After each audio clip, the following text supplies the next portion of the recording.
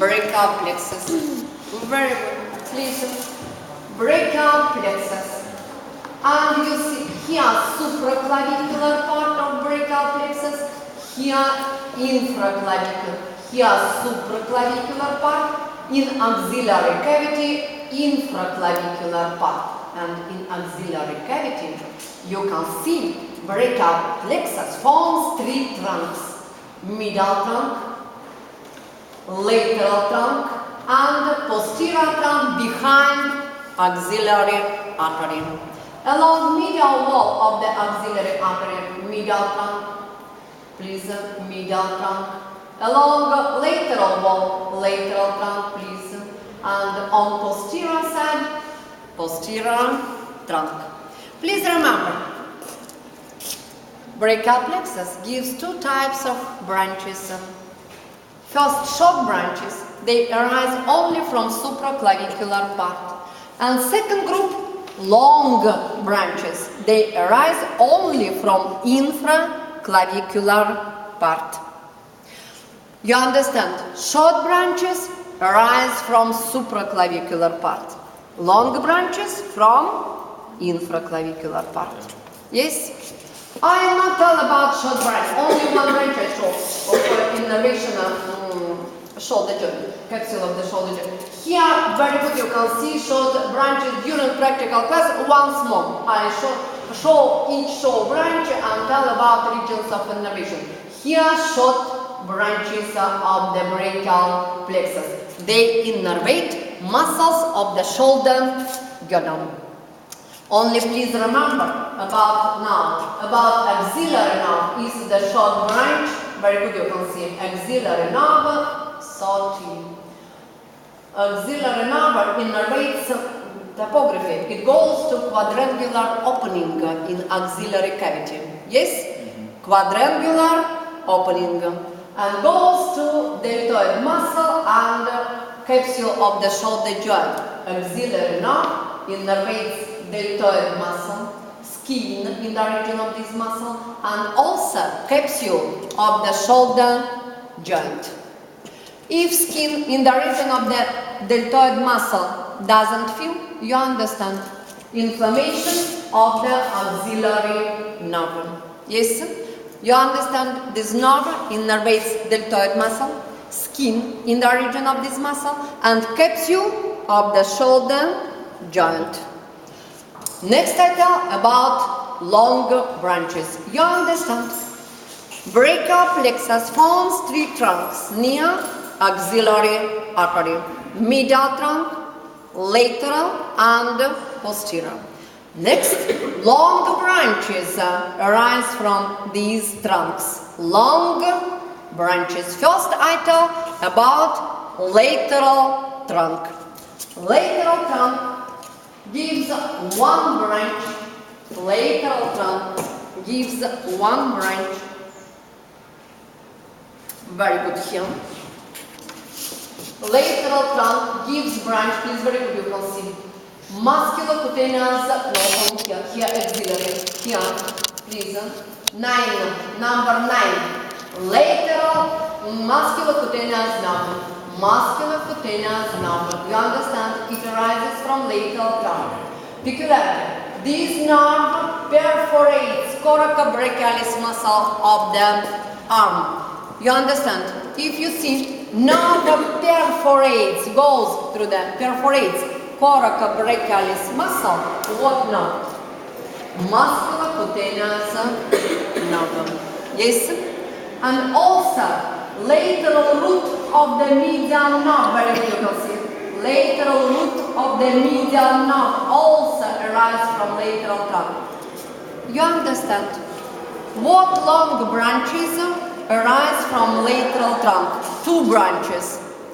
First, musculocutaneous nerve, please. Second, lateral root of the median nerve. Musculocutaneous nerve function. Why name? What? Lateral root gives two long branches. Musculocutaneous nerve and lateral root of the median nerve. Yes?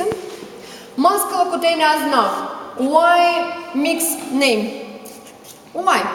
Because it innervates muscles of the anterior group of the arm and skin of the lateral region of the forearm. That is why name of this nerve, musculocutaneous nerve. It innervates muscles of the anterior group of the arm and skin on lateral side of the forearm. That is why you understand. If your patient cannot flex elbow joint, muscles of the anterior group of the arm not work. You remember what function muscles of the anterior group? Flexion in elbow joint. They provide flexion in elbow joint. If inflammation of musculocutaneous nerve, muscles of the anterior group of the arm not function, and skin on lateral side of the forearm doesn't feel them. And very quickly you understand inflammation of musculocutaneous nerve. If muscles of the anterior group of the arm without function, skin on lateral side of the forearm doesn't feel pain, temperature and touch.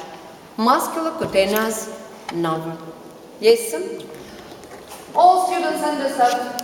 Lateral trunk gives two branches, musculocutaneous nerve and lateral root of the medial nerve.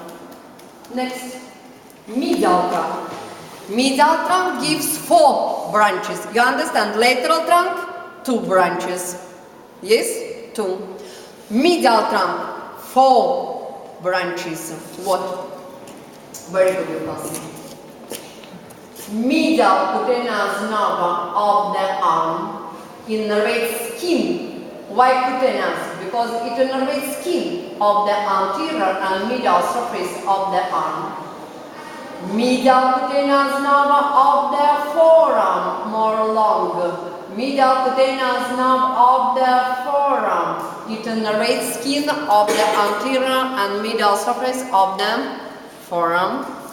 Next, ulnar nerve, please. Ulnar nerve. And fourth, medial root of the median nerve. You understand? Four nerves arise from medial trunk. I repeat. More short, medial cutaneous nerve of the arm, innervation skin of the anterior surface of the arm and medial. More long, medial cutaneous nerve of the forearm. It goes to forearm and innervates skin of the anterior and medial surface of the forearm. Ulnar nerve, please, very good, you can see ulnar nerve and medial root of the median nerve. That is right, you understand. If skin of the anterior surface of the arm and medial surface of the arm doesn't feel inflammation of the medial cutaneous nerve of the arm. If skin of the anterior surface of the forearm and medial doesn't feel, you understand, inflammation of the medial cutaneous nerve of the forearm. Ulnar nerve, please attention. First topography of the ulnar nerve. First about topography. Ulnar nerve first goes along the medial bicipital groove of the arm. You remember, here biceps brachialis muscle, yes? Please, along the borders of this muscle, medial bicipital groove and lateral bicipital groove. Ulnar nerve goes along the medial bicipital groove of the arm. Next, it goes on posterior surface of the medial epicondyle. You can touch and you feel. Medial epicondyle of the humerus. Next, it continues along the ulnar groove of the forearm. Yes? Ulnar nerve doesn't give branches in the region of the arm.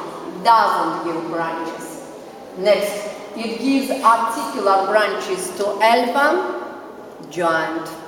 Next, it goes to ulnar groove. I show you. It goes, very good, you can see here.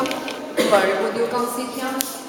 It goes along the ulnar groove, please. ulnar nerve along the ulnar groove. Very good, you can see ulnar nerve. It goes along the ulnar groove and gives branches to 1.5 muscles of the anterior group, to flexor digitorum profundus muscle and flexor carpi, half of flexor digitorum profundus muscle and flexor carpi ulnaris muscle. Yes? Ulnar nerve on forearm innervates half of flexor digitorum profundus muscle and flexor carpi ulnaris muscle. Next, it divides into two branches. Very good, you can see. Palmar branch and dorsal branch goes to dorsal surface and dorsal branch. Here dorsal branch, very good, you can see, of ulnar nerve, 18. Dorsal branch of ulnar nerve, 22. Yes or what? What number? 22. Palmar branch of the ulnar nerve. Here dorsal branch of the ulnar nerve. Palmar branch innervates muscles of palmar branch, innervates muscles of hypotenor, third and fourth lumbricals muscles, and 1.5 muscles of the thumb, flexor pollicis brevis muscle, and half of pons pollicis muscle, and all interosseous muscles, and also palmar branch of the ulnar nerve innervates also, please, attention, 1 minute, 1 minute.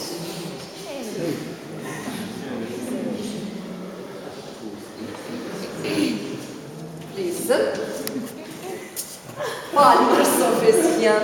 Here palmar surface, ulnar nerve innervates skin of the little finger and medial half of the fourth finger.